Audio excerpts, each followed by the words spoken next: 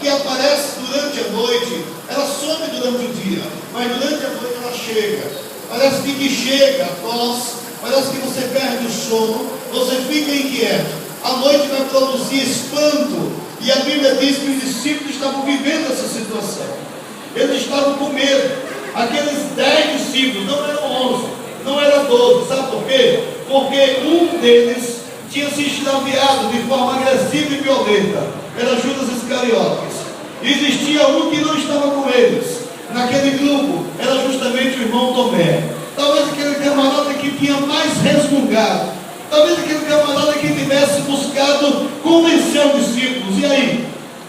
Imagino eu, ele deve ter dito para os seus companheiros: valeu a pena a gente conseguir andar, valeu a pena a gente seguir, valeu a pena a gente confiar na palavra, valeu a pena a gente deixar. Olha aí Tiago, veja aí João, veja Pedro, veja André, vocês eram pescadores prósperos, o seu pai mantinha uma empresa de pesca, vocês resolveram deixar tudo isso para seguir Jesus. Acabou o projeto, acabou o sonho. Tem muita gente, muitas vezes, olhando para as suas situações e circunstâncias e tem dito: não tem mais sentido, acabou meus sonhos, não tem mais sentido, não tem mais razão de ser. Existem muitos nas igrejas que perderam a sua vibração pelo Espírito de Deus. Existem muitos nas igrejas que não têm mais vontade de orar. São pessoas estafadas, são pessoas vencidas pelo cansaço, são pessoas que se deram o luxo agora de receber mensagens de desânimo. Mas eu quero falar de uma palavra gloriosa nesta noite. Alguém em meio à noite vai romper o silêncio. Alguém em meio à noite, sem bater na porta, vai chegar no meio aonde os discípulos estão e vai ministrar paz. Vai dizer: o teu medo vai ser curado agora. Ele vai ministrar paz. A tua perplexidade, a tua dúvida, Jesus vai chegar. Bendito seja o nome do Senhor. A dura realidade dizia a eles: ele morreu. A dura realidade era essa: ele morreu, não está entre nós, não está aqui, está perdido, acabou os sonhos. No capítulo de número 21, no versículo 1 aos versículos subsequentes do Evangelho de João, lá está 7 discípulos assentados no barco. Talvez quebraram o silêncio quando alguém disse o seguinte: eu vou voltar a pescar. Não tem mais razão, não tem mais sentido seguir Jesus. Ele não está no nosso meio, ele morreu. Aquele que venceu a morte, aquele que venceu as manifestações satânicas, aquele que curou os leprosos e purificou de forma gloriosa, aquele que deu vista aos cegos, ele foi vencido no alto do Gólgota. Eu quero dizer uma coisa: aquilo que o mundo chama de derrota de Jesus era justamente aquilo que o céu dizia: a vitória estava na morte do Filho de Deus. Aleluia, bendito seja o nome do Senhor. Mas no capítulo 21 de João estão os discípulos dizendo isso: acabou, não tem mais para onde ir, vamos pescar, vamos voltar às atividades, acabou o sonho, não tem mais o que fazer. E Jesus, de forma espetacular, diz a Bíblia que essa conversação se deu durante a noite. Eles foram pescar durante a noite, mas na madrugada, naquela manhã, estava alguém na praia dizendo: ei, vocês têm alguma coisa aí para comer? E eu posso ouvir alguém dizer o seguinte: não pode ser, parece, mas não é. A voz é parecida, é a voz de Jesus, disse João. A Bíblia diz: o discípulo a quem Jesus amava. Mas eu acredito que lá estava Tomé e disse: vamos acabar com essa ilusão, vamos enfrentar a dura realidade da vida. Alguém já disse isso para você? Acabe com essa ilusão, você está doente, vamos enfrentar a dura realidade da vida.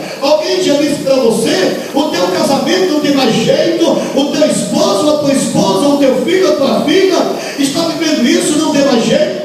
Vamos enfrentar a dura realidade da vida. Mas eu quero dizer nesta noite, em nome de Jesus, e debaixo da certeza que quando Deus resolve operar, quando Ele entra em ação, se for preciso, mais uma vez o mar vai se abrir, o Jordão vai se abrir, e a Bíblia vai dizer que o povo de Deus vai cantar do outro lado o canto da vitória, a recomendação espera no Senhor e tem bom ânimo. Bendito seja o nome do nosso Deus. Aleluia, glória a Deus. Mas o texto vai falar de uma coisa gloriosa no capítulo 20. Jesus chega no meio aonde eles estão. A porta não se abriu, ninguém bateu na porta, e a Bíblia diz que ele apareceu no meio deles.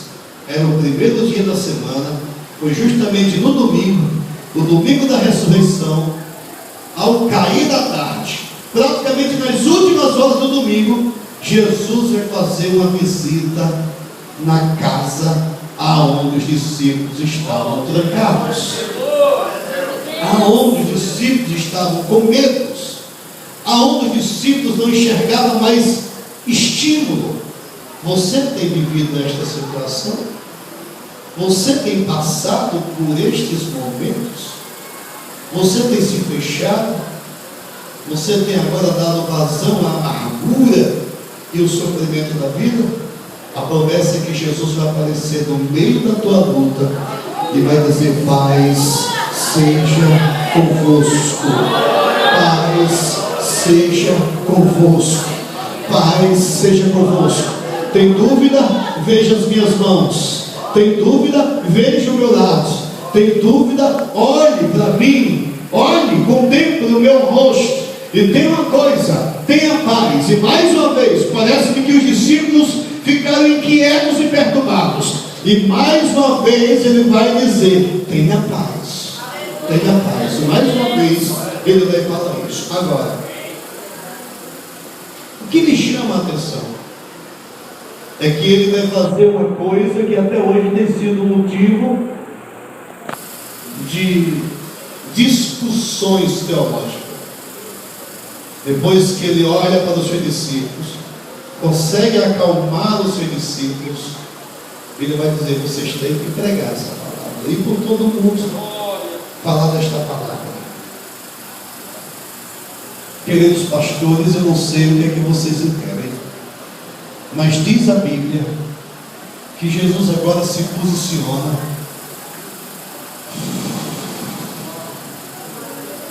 e sopra sobre eles.